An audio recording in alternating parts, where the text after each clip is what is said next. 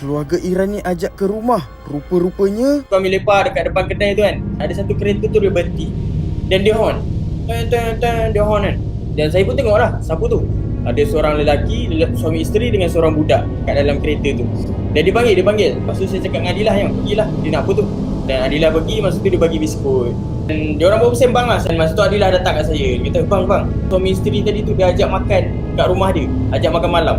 Saya macam terkejut lah. Macam mana boleh faham? Saya tanya dia, rumah dia jauh tak? Kalau jauh, tak apalah, tak payahlah. Tapi kalau dekat, boleh je.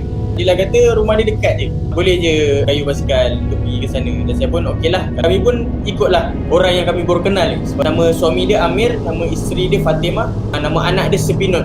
Kereta dia kecil je, dia macam kereta Saga lah. Saya tanya lah macam mana nak bawa basikal ni kan, tak muat kan. Dengan atas kereta dia pun tak ada tempat nak letak basikal. Dan saya cakap okey lah, gerak. Saya pegang dia punya tingkap tu dan saya pegang basikal lah. Maksudnya dia gerak, saya pegang kereta dia.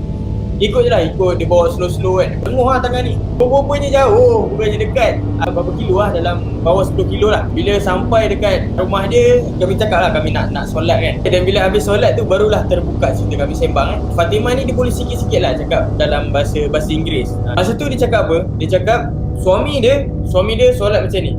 Suami dia solat macam ni dan dia solat macam ni, tangan lurus. Okay. So kami, sebelum tu kami dah pergi Masjid Imam Reza. So kami dah tahu orang sana solat tangan lurus. Okay, bila solat tangan macam ni, maksudnya dia Sunni.